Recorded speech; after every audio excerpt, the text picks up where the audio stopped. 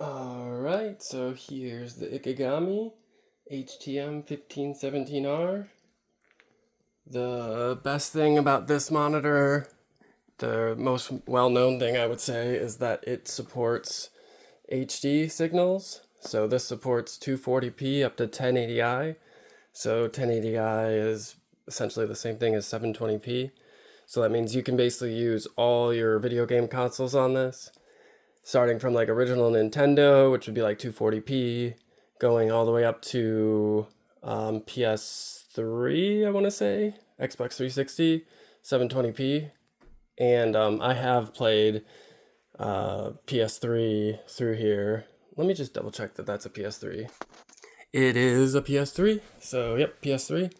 720p works awesome, and I would do that via component on the back. So if we come around to the back here, I don't know how well you'll be able to see this, but so here we have the inputs. This is RGB and component. I have RGB going to it right now. These are not self-terminating outputs, so this would be like the outputs if you wanted to send your signal somewhere else. So I'm putting 75 ohm terminators on here. This is RGB in via the mister, and this is also where you would send component, which if you were going to do component, you would typically use BNC to RCA adapter on these, but my mister cable just has BNC, so they're just snapped right on. So yep, that's RGB and component. This is where you would send your composite, just standard def composite. Channel 1, channel 2, or A, B, and C, in and outs. And then the HD SDI, which I don't think all of these monitors had this card, but this comes with the HD SDI, which I haven't messed around with this much. I have found that you can do HDMI to SDI with like a adapter. I think it's like a Black Magic or something like that adapter. And I remember doing that once and it did work, but I would imagine this is going to be your least used input. 2007, November 2007, which is pretty late for a CRT. Pretty cool. I don't know what this writing is. This has always been on here. I got this from like a commercial studio that was going out of business. I think that's everything to show back here. This is like a master power, so I generally don't mess with that. I always leave that on, but then there's also a power button in the front here. So here's what it looks like when it comes on. It flashes all the lights for a moment, which is totally normal. I actually have owned, I don't know, 5 of these at this point, and that is how they all function. So this is 420p, or I'm sorry, 240p coming in from the mister right here. And come on, yep, there we go. Yeah, any artifacting on the screen is going to be just a mismatch of the refresh rates from the video to the screen. So yeah, I'll go over everything really quick.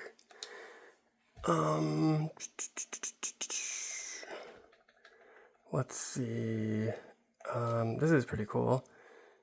Here's like the SMPTE color bars, and this is generally what I would use to set brightness.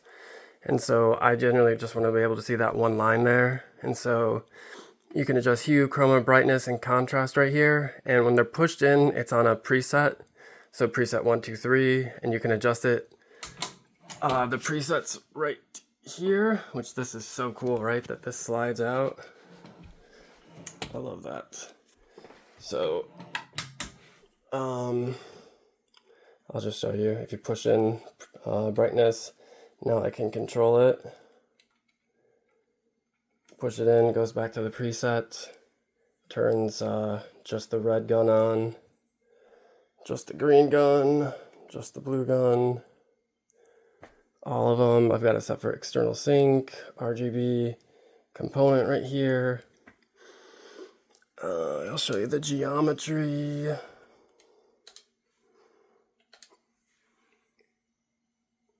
It's spectacular if you ask me. But if you want to adjust it, you just open this up. This is really nice. You hit change preset. Then you hit whatever you want to change here. For example, vertical center. And then you spin this wheel here. So I'm going to show the camera. Spin it down, spin it up. So you can adjust everything exactly as you want it. And as you know, with analog games, some game systems will be scooted over left or right just a little bit, so that's really nice to like on the fly adjust the like horizontal center more than anything. Yep. Contrast. Bring a game up here.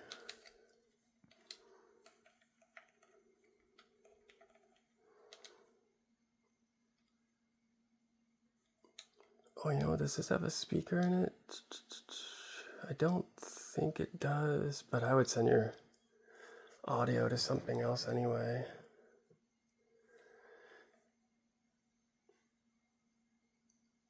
But yeah, I mean, let's see how well this will focus. Come on, maybe if I hit this. Yeah, there we go. Scan lines are insane on this. It's a dot mask, so there's actually like literal little dots in a mask that the red, green, and blue make up. You can see it better right here, maybe. The red, green, and blue dots.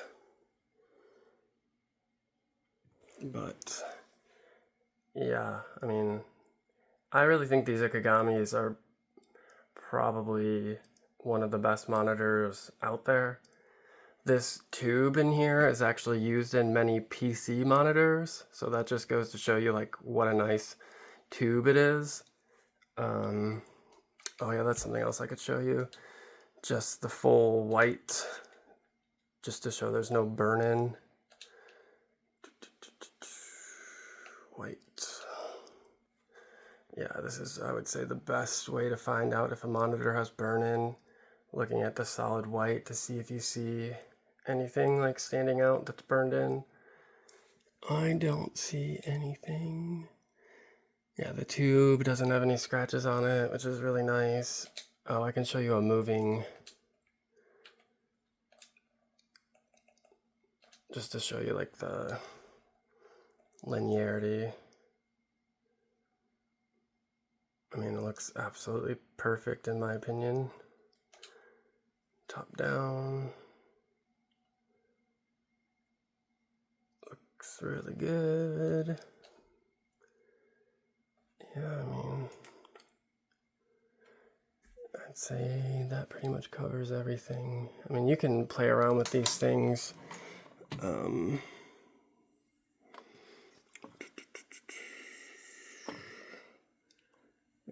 I don't want to mess with anything, but everything works normal. You can adjust what you want these to do too, like how far down you want them to squeeze. Under scan, normal scan, mono. Yeah, I mean, if you want to see anything else, I guess just let me know. Thanks.